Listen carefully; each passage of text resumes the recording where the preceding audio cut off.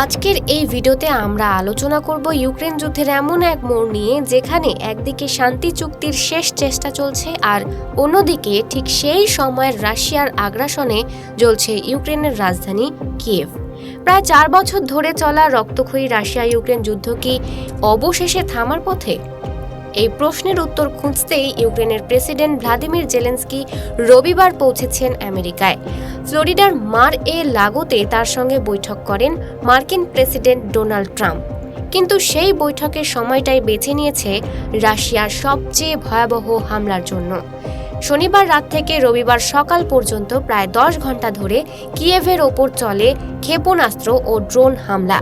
ইউক্রেনীয় কর্মকর্তাদের দাবি প্রায় 500-র বেশি ড্রোন এবং 40-টিরও বেশি মিসাইল ছোড়া হয়েছে। এই হামলায় অন্তত 2 জন নিহত এবং 30 জনের বেশি আহত হয়েছেন। বিদ্যুৎ ও হিটিং পরিকাঠামো ক্ষতিগ্রস্ত হওয়ায় কিয়েভ ও আশেপাশের এলাকায় প্রায় 40% মানুষ শীতের মধ্যে অন্ধকারে দিন কাটাচ্ছেন। জেলেনস্কি এই হামলাকে সরাসরি শান্তি আলোচনার জবাব বলে ব্যাখ্যা করেছেন। তিনি বলেছেন, এটাই আমাদের শান্তি প্রচেষ্টার উত্তর। এতে স্পষ্ট বোঝা যায় পুতিন শান্তি চান না। এই পরিস্থিতির মধ্যে রবিবার স্থানীয় দুপুর সময় 1টায় ট্রাম্প এবং জেলেনস্কির বৈঠক বসছে। মাত্র 2 দিন আগে এই বৈঠকের ঘোষণা হয়, যা থেকেই বোঝা যায় আলোচনা কতটা সংবেদনশীল পর্যায়ে পৌঁছেছে। এই বৈঠকের মূল বিষয় হলো শান্তি চুক্তির খসড়া। এর আগে আমেরিকার মধ্যস্থতায় তৈরি হয়েছে 28 দফার একটি পরিকল্পনা, যেটিকে ইউক্রেন অত্যন্ত রাশিয়াপন্থী বলে মনে করেছিল। সেই পরিকল্পনা সংশোধন করে আনা হয়েছে 20 দফার নতুন খসড়া। মার্কিন কর্মকর্তাদের দাবি, এই চুক্তির প্রায় 90% শর্তে ইতিমধ্যেই সমঝোতা হয়ে গেছে। এই তথ্য নিজেই নিশ্চিত করেছেন জেলেনস্কি। তবে বাকি 10% সবচেয়ে কঠিন, কারণ সেখানেই রয়েছে ভূখণ্ড ছাড়, নিরাপত্তা গ্যারান্টি এবং যুদ্ধ পরবর্তী ইউক্রেনের ভবিষ্যৎ। সবচেয়ে বড় জোট ডোনবাস অঞ্চল নিয়ে।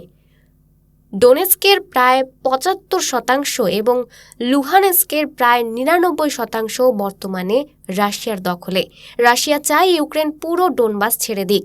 অন্যদিকে জেলেনস্কি বলছে, কোনো সিদ্ধান্ত একতরফা হবে না।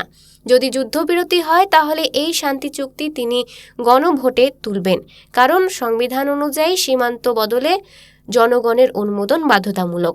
এই অচলাবস্থা কাটাতে আমেরিকা একটি নতুন ধারণা দিয়েছে, ডোনবাস অঞ্চলে একটি ফ্রি ইকোনমিক জোন তৈরি করা, যেখানে সরাসরি সামরিক নিয়ন্ত্রণের বদলে অর্থনৈতিক ও প্রশাসনিক সমাধান খোঁজা হবে।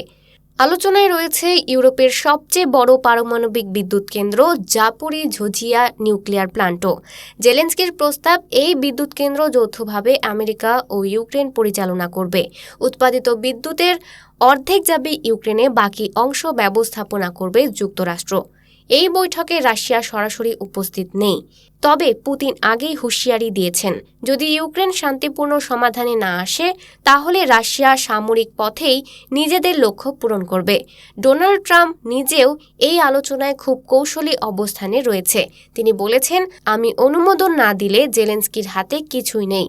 তবে একই সঙ্গে তিনি আশাবাদী যে জেলেনস্কি ও পুতিন দুজনের সঙ্গেই তার আলোচনা ইতিবাচক হবে। ইউরোপীয় নেতারাও ইউক্রেনের পাশে থাকার বার্তা দিয়েছেন। সব মিলিয়ে পরিস্থিতি অত্যন্ত অনিশ্চিত। একদিকে শান্তির শেষ প্রচেষ্টা, অন্যদিকে আগুন ঝরানো মিসাইল। এই বৈঠক কি সত্যি যুদ্ধ থামানোর পথ খুলবে, নাকি শান্তি আলোচনার আড়ালে যুদ্ধ আরও ভয়াবহ রূপ নেবে? এটাই এখন সবচেয়ে বড় প্রশ্ন।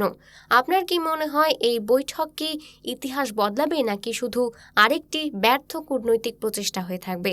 কমেন্টে অবশ্যই জানাবেন। এই ধরনের গভীর আন্তর্জাতিক বিশ্লেষণ পেতে নেক্সট জেন বাংলা চ্যানেলটি সাবস্ক্রাইব করুন। ধন্যবাদ।